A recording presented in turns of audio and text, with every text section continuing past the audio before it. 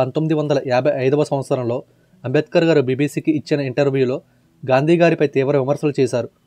ఈ 21 నిమిషాల వీడియోలో పలు అంశాలపై గాంధీ గారి ఆలోచనలు ఎందుకు తప్పుగా ఉన్నాయి అనేది ఆధారాలతో సహా అంబేద్కర్ గారు ఎక్స్ప్లెయిన్ చేశారు. పరిచయం: నేను గాంధీని మొదటిసారి 1929లో కలిశాను. నా స్నేహితుడి యొక్క స్నేహితుడు గాంధీ గారిని నన్ను కలవమని చెప్పాడు. అప్పుడు మిస్టర్ గాంధీ నన్ను చూడాలని నాకు లేఖ రాశారు. అందుకు రౌండ్ టేబుల్ సమావేశానికి వెళ్లే ముందు నేను వెళ్ళి ఆయన్ని కలిశాను. అయితే ఆయన మొదటి రౌండ్ టేబుల్ సమావేశానికి రాకుండా రెండవ రౌండ్ టేబుల్ సమావేశానికి వచ్చి అక్కడ 5 నుంచి 6 నెలలు ఉన్నారు. అక్కడ కూడా నేను ఆయన్ని కలిశాను. అలాగే ఆయన్ని ఎదురిచ్చాను కూడా.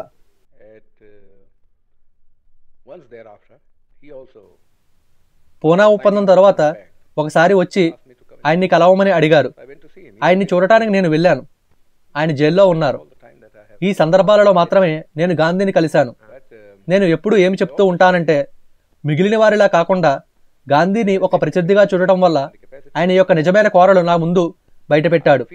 అందుకే అతని అంతర్స్వరూపాన్ని నేను చూడగలిగాను. అతనిపై మంచి అభిప్రాయం కలిగి ఆయన్ని కలిసిన వారంతా అతను బయటికి కనిపించేలా పెట్టుకున్న మహాత్మా అనే స్వరూపాన్నే చూశారు. నేను ఆయన్ని ఒక సాధారణ వ్యక్తిలా మాత్రమే చూశాను.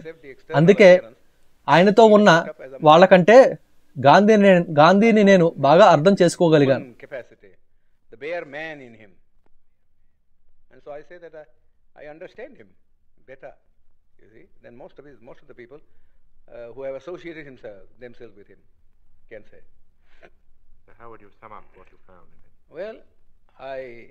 గాంధీ లెగసీ.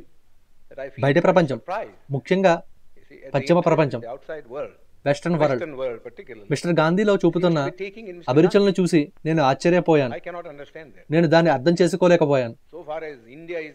నా తీర్పు ప్రకారం గాంధీ భారతదేశ చరిత్రలో ఒక ఎపిసోడ్ మాత్రమే. ఆయనేమీ ఎక్కువగా కష్టపడింది లేదు. భారతదేశ ప్రజలు ఆయన్ని ఎప్పుడో మర్చిపోయారు. కానీ కాంగ్రెస్ ప్రభుత్వం ప్రతి సంవత్సరం ఆయన పుట్టినరోజుకో లేదా ఆయనకు సంబంధించిన ఏదో ఒక రోజుకు సెలవును ప్రకటించి దేశం మొత్తం ఆయనను గుర్తు పెట్టుకునేలా చేసింది. ప్రతి సంవత్సరం సంబరాలు నిర్వహించి గాంధీ జ్ఞాపకానికి ఇలా కృత్రిమంగా ఊపిరిపోయకుండా ఉంటే దేశ ప్రజలు భావాల్లో వేరే చోట ఉండేవారు. Double dealing. గాంధీజీ స్వాతంత్ర ఉద్యమాన్ని తిరగ రాశారా అంటే అసలు కాదు. గాంధీజీ ఎప్పుడు డబుల్ డీలింగ్ చేస్తూనే ఉన్నారు. 2 పత్రికలను నడిపేవారు. హరిజన్ అనే ఒక ఆంగ్ల పత్రిక, అంతకు ముందు యంగ్ ఇండియా, అలాగే గుజరాతీలో దీనబంధు అనే ఇంకొక పత్రిక. ఈ 2 పత్రికలను చదివితే మిస్టర్ గాంధీ ప్రజల్ని ఎలా మోసం చేస్తున్నారు అనేది అర్థమవుతుంది. ఆంగ్ల పత్రికలో తనకు తాను కుల వ్యవస్థను వ్యతిరేకంగా చిత్రీకరించుకున్నారు. అలాగే ప్రజాస్వామ్యబద్ధమైన వ్యక్తుల అంటరానితనాన్ని వ్యతిరేకంగా చిత్రీకరించుకున్నారు. అయితే గుజరాతీ పత్రికను చదివితే గాంధీని ఒక సాంప్రదాయ హిందువు, ఆర్థడాక్స్ మ్యాన్ గా గుర్తించవచ్చు. దీనిలో ఈయన కుల వ్యవస్థ అయిన వర్ణాశ్రమ ధర్మాన్ని, అలాగే భారతదేశాన్ని యుగాల కాలంగా అభివృద్ధి చెందకుండా చేసిన అనేక సాంప్రదాయాల్ని సపోర్ట్ చేశారు. ఎవరైనా మిస్టర్ గాంధీ జీవిత చరిత్ర రాయాలనుకుంటే ఈ 2 పత్రికలలోని అంశాలను పోల్చి చూసి రాయాలి. ఇవి మొత్తం 7 వాల్యూమ్స్ గా ఉంటాయి. వెస్టర్న్ వరల్డ్ మొత్తం ఆంగ్ల పత్రికలను మాత్రమే చదువుతుంది. వాళ్ళ దృష్టిలో గొప్పగా ఉండేందుకు వాళ్లకు నచ్చే విధంగా ప్రజాస్వామ్య భావాలను తన మద్దతు తెలుపుతూ ఆంగ్ల పత్రికలో రాతలు ఉండేవి.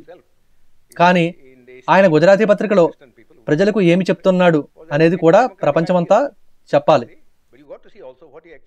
నేను చదివిన గాంధీ జీవిత చరిత్రలన్నీ ఆయన ఆంగ్ల పత్రిక హరిజన్ మీద ఆధారపడి రాసినవి మాత్రమే. అలాగే యంగ్ ఇండియా పత్రిక మీద కూడా. కానీ ఏ ఒక్కటి కూడా గుజరాత్ పత్రిక అయిన హరిజన్ను పట్టించుకోలేదు. డాక్టర్ బిఆర్ అంబేద్కర్ మాట్లాడిన 3 అంశాలు ఈ వీడియోలో అనువదించడం జరిగింది.